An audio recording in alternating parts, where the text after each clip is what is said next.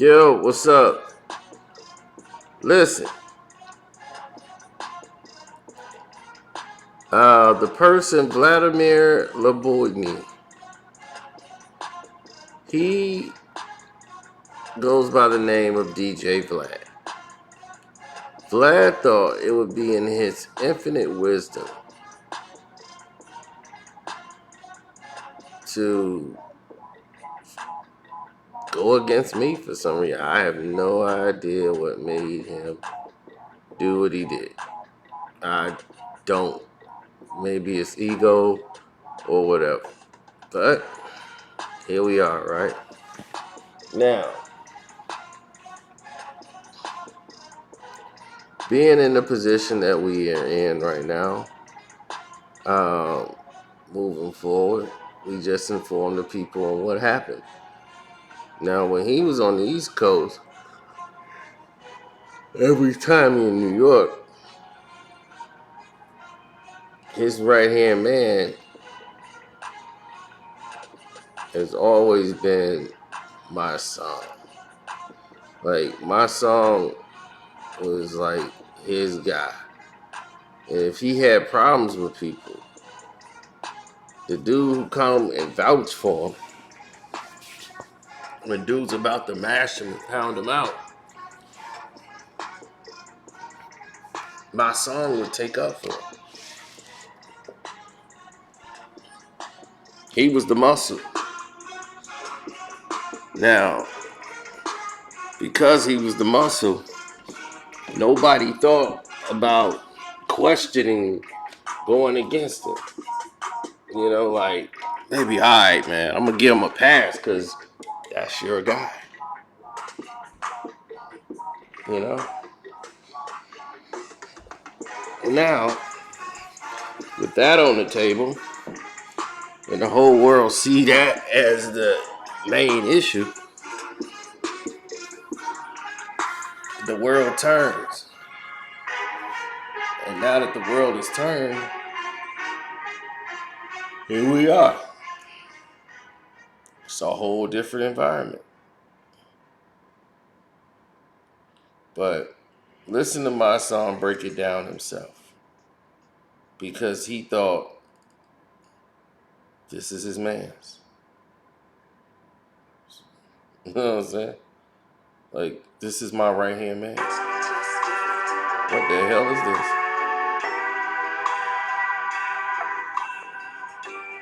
Okay. He thought this is my man's. That was his man too. Like, I got love for him. For about a decade, right? Vlad has been my friend. Was my friend, right? You don't say friends either about people, so that he really was my friend. Like, Tamika knows, I told her this is my friend. Like, everybody knows this is my friend. I've had arguments with people. I've gotten debates. Oh, this was my friend. Because I first came home, I'm fresh up, trying to do this. Vlad was like, yo, I got an opportunity for you to get a record deal. I had the single that was out, Jim Jones on it. He shot the video for me. He helped me do all this shit. Like, we're going to get your record deal. Got some money in my pocket. Was helping me do a lot of shit when dudes who I've done shit for in this industry didn't do nothing for me. Dudes that I thought was family. I came home with nothing. Didn't do nothing for me. This was one of the first people that just fuck with me. Honestly, wasn't on no bullshit. Like, yo, I fuck with you. I like your music. Boom, boom, boom.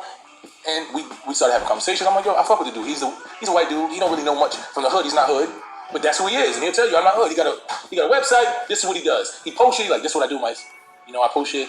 And I'm like, okay, cool. But just understand, you might have to deal with it. Like, oh, I get it. Okay, cool. When you do some bullshit, I'm going to check you because that's who I am. I'm never going to let you do some bullshit on my watch and not check you. Boom. But when somebody do some bullshit to you and I know it's bullshit because they think you're just a white boy, I'm going to check them. Like, okay, I know you're a white boy, Deets, but this is my friend, so we're not going to play that either. So that's been my position in this life for a while. So he'll come to New York. If when he lived in New York, we hung out all the time. Boom, boom. I knew his family. At the table, when he was his house, like, this is my friend. Yeah, real friendship, right? This is friendship. So niggas can say what they want, nigga. I've never been a nigga you can buy. You can't pay me for nothing. I'm not a sucker. You know what I'm saying? I've never been. Anybody who knows me know I stand on what I stand on. But he exhibited a level of loyalty and friendship to me that wasn't exhibited to people that I thought was my family and friends. Right. And that's just a fact. You know what I'm saying? So that's what it was. So for years we went through that. I took flack with him when he did shit. I had beef with Hot 97 when he was talking about all type of shit. Me and Evo had conversations. Mr. C, like, yo, this is my friend. Whatever it is, I get it, but this is my friend. Me and Wack had a conversation. Some shit he did with Ray J. This is my friend. Yeah, whatever. All right, Wack, I hear you, but that's my man. So I'm not letting that happen to him. That's just a fact.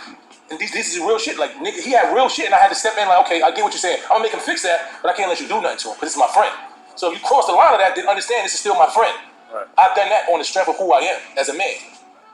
The part where he crossed the line for me was in the situation with Mr. Farrakhan, right? So when the situation happened, I didn't know what was going on. You know what I'm saying? People calling me, blah, blah, blah, I see this on the thing. I'm like, blah, what happened? Oh, you see what he said? I'm like, what did he say? I don't understand what you're saying. He said, he's like, yeah, I just did an interview with, who was it? D.L. Hughley.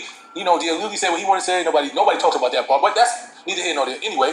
D.L. Hughley is my friend. That's her friend. And I know D.L. Hughley, but nobody has called him to the table about what his part in that situation because he had a big part in that situation. And that's it. He had a part in that situation. Everybody ignored his part. I guess because Vlad is a white dude that they didn't like. Cool. That's right. And he's a white dude that they didn't like. So cool. So he asked D.L. Hughley some questions. He said this, and he labeled it saying that the minister calls for violence against you. So I'm like, Vlad, where did you get that from? He sent me a clip. So when I see the clip, I'm like, I see the clip, but that's not the whole clip, Vlad. Where did you get this from? Oh, he's been saying this. Okay. Well, what does that got to do with this clip that you just sent me? Because this is not the whole clip that the minister said. Right. So I sent him the whole clip. I said, you need to listen to the whole clip because you'll realize that he didn't call for violence. He was talking about something out of the Bible that it says throw stones at evil and this and that. Not the Jews. You know, those stones of evil. When you see those stones of truth, not physical stones to hurt nobody. He was using scripture. So he let us. Oh, I didn't see this whole thing. All right. So what I'm going to do is I'm gonna take it down. Me and Trey had conversations. Trey called me like, yo, what's going on? We got on the phone with him. He said, yo, I'm gonna take it down and I'm gonna say that out of respect, I'm taking it down. Even though I don't agree with a lot of things the minister said, but I'm going to take it down. I said, okay, cool. I can't tell you to agree with somebody said. Right. You know what I'm saying? So cool, that was enough. He took it down.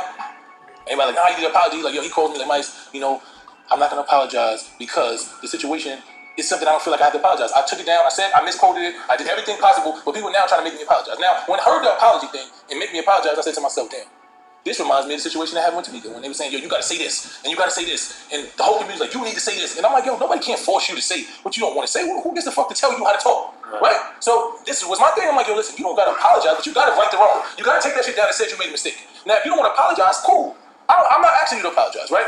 And he's like, yeah, you know, thank you because it just messed up. So cool, you don't want to apologize, but you got to deal with the ramifications and apologizing because the Nation of Islam is going to want an apology from you. Now, if you want to deal with come with that, cool. He's like, you know, fuck that because I stand on what I stand on and I'm willing to lose friends and everything behind this. So I'm like, okay, that's how you feel. But you fixed it wrong. You took that shit off the thing. You said you made a mistake. Cool. Now, Royce comes up, yo, he had a conversation with him, say, oh, Vlad said I gave my son money, I done this and that. I'm like, okay, well, why would that conversation come up with you and Royce? Where would that give my son money for what? What did you ever give my son money from? You loaned my son. You've done shit for me like in Christ that friends would do because I thought this was my friend. But if you call acting like, yo, I need this, I need you to give me $500 right now for some shit that's going on. All right, send it to me. Evan ain't gonna go and say, yo, I've given Nori money because that's your friend, right? This is your friend. So the fact that he had a conversation with a man about money he gave me that wasn't really nothing, $700, like, nigga, I thought we were friends for 10 plus years. So you having a conversation with another man about what you do for me, I don't even know where that comes from. So that's one thing. Then me and Royce get to a back and forth debate about it. Boom, boom. 13 hours on social media. Bro, damn near drove me out of my mind. I couldn't believe on Instagram, we had a live. Trey's calling me like, bro, get off live right now. Trey's texting me like, get off. I'm mad because I'm having a conversation with niggas and we going back and forth. And I'm like, regardless of what, I'm gonna stand on what I stand on, and this is my friend. But obviously, I'm starting to realize I might not be his friend by the way this conversation is going, right? Me and Royce like, but why would a man say this? And even though I still had a situation with Royce, you got my phone number. You could have called me. You didn't have to put some shit on Instagram, and that was my issue with Royce. Like, Royce, you got my number. If you didn't have my number, and you said, Vlad said he did this for my son, I wouldn't feel it. But the fact that you got my number, we supposed to have a relationship. I feel you out of pocket for that. So that's really what my whole thing with him is. It ain't even about Vlad at this point. It's about me and you, bro. Just say, yo, you know what? I could have called. No, and he's still saying, no, I shouldn't have called you. He said that, so I said it to the world. I don't understand why you think that's okay. So we going back and forth. After I get off the phone with him, me and Trey have a conversation. Trey like, nah, bro, that's my brother. I'm gonna take in I'm gonna absorb what he said to me, right? Everybody's calling me saying this, I'm absorbing. So I call Vlad. I'm like, Vlad, I just don't understand how a conversation about you giving me money came into a conversation with you and Royce. Like, where did that? Oh, I thought I was having a private conversation, this and that. So I remember. So we going back and forth. I'm like, but what is it that? Why don't you feel that you want to apologize? Is there an issue? He's like, listen. I said, Nick Cannon got into a situation. He apologized. He said, well, Nick Cannon had to apologize because his money was affected, right? He said, my money ain't been affected. I had the best month in Vlad TV ever. So I said, so you telling me that if your money was affected, so it ain't about principle for you. It ain't about you standing on what you, because you told me I'm standing on what I stand on as a man. Right. So now, if that was your money being affected, then you would apologize. So you don't feel that black people affect your money. You don't feel like disrespecting one of the leaders of black community affects your money. So you don't feel like you have to apologize. Because if it affected your money and this was a bad week for Vlad, you would go up and say, yo, you know what, I apologize. That's what you're saying to me. He's like, I'm saying, I mean, listen, I'm not saying that, but we got to be honest. If it was affecting my money, I would have to think differently. I said, oh, so you say you want to lose friends, you want to compromise my friendship, throw me under the bus for protecting you as a friend, lose Lord Jamal, all the people, black people who've been holding you down for years because it's not affecting your money. So we just expendable. But if it was affecting your money, you would apologize. You ain't gonna affect your money because you know that we gotta deal with shit as black people from this community that you profit off every day. You don't give a fuck about that. I said, okay, Vlad, I realize now, you never was my friend. At that point, I realized you're not my friend. You feel like I benefited you in some way, so you kept me around because I don't jeopardize or benefit or take away from your money. The minute that I take away from your money, then you're gonna do shit for me that makes sense, right? At that point, I realized we're not friends. You know what I'm saying? He drew that line. It wasn't nobody else. You can't talk me into not being mans with my man. Nobody can. Right. If I call you my friend, only thing that can damage my friendship is you. Nobody can tell me nothing about you to change. I went to that man and he talked to me on the phone and told me that he wasn't gonna apologize because it didn't jeopardize his money. Even though it harmed black communities and the people that I love and people that I looked up to, even though it harmed them, it didn't jeopardize your money. So because I came to you as your friend, who you know was frontline with you, willing to take beefs and shit from you and say, yo, this is probably the best thing to do. That wasn't something that you. After he told on Rick Ross, you still running around with him. Because I said, because you're a citizen, nigga. Just Rick Ross beat you up, you get him out of here. Now, there was a lot of real spitting right there. That was a lot of real spill, baby. Now, when I listened to this, I heard a lot of things that were in contrast the same thing we were talking about, right? Now, why on the earth, right, do we gotta sit here and say to ourselves, why we gotta put up with this? When he said, oh, he was never my friend. Of course not. Vlad don't view you as a friend unless you could do something for him. You was a means, a necessary means that he needed you for. You was security. That's how he looked at you. You could bring the guys around, the goon. And you can make him look like, man, Vlad got people. But you was expendable. He didn't care about you. He don't care about black people. He don't care. He just wants to make money off you. You serve a purpose for him. If it don't affect his money, he doesn't care. So, why do we, the people, blacks, keep people like that in power? Shouldn't we know better by now? Shouldn't we say, hey, raise our hand and say, I got a question. Why are we keeping this dude in business? Now, the only reason brothers go over there is because it boosts their social media, promote whatever show they got going on, and they like the look. But ain't none of them getting no extra money because they was on Vlad. They believe it. Oh, I got a lot of attention now because, man, these people reached out to me because I was on Vlad. They keep coming back on there because they're like, oh, yeah, this is good. But Vlad don't care about that. Vlad cares about what dirt you have. He don't care about what product you got. He cares about what he could use to tear you down. That's his whole thing. Tear down.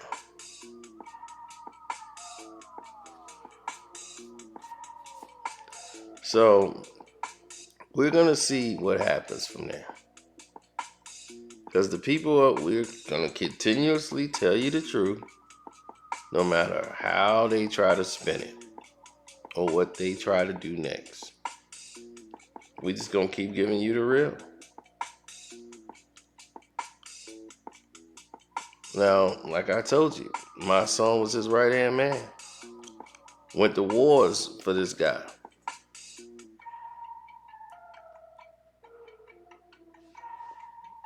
Then you gonna out how much money you didn't gave him? Like, how would that even come up in a conversation? Like he said, why are you sitting there like, yeah, I gave him $700. You know, like $700. Really? You act like that was some real money.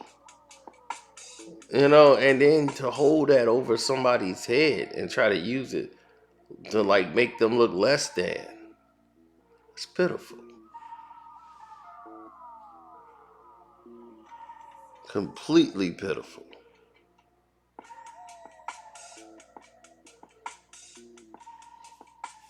Now,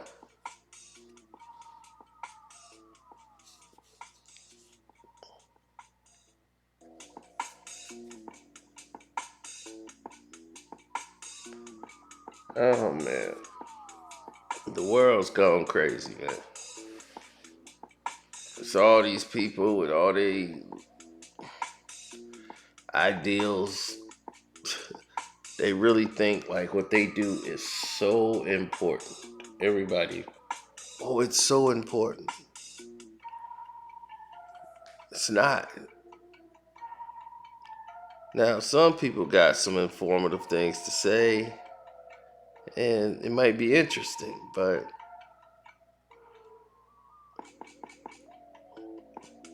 if we stop following the nonsense in the trash, then what do they have? I'm just saying.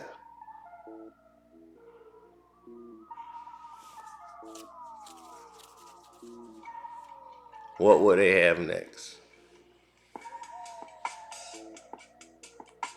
My song just gave you the perfect layout of everything this man and we have been telling you about this guy. The arrogance. This man think he's bigger than anything moving in the world. He feel entitled. And we gave him that power. Why? I have no idea. So, if you want to take back your power, take back your power. Carcino for life. Everything on the banner below tell you everything you need to do. Or if you want to do it. I'm going to get about, I want to make this super long. Going to bed. Good night.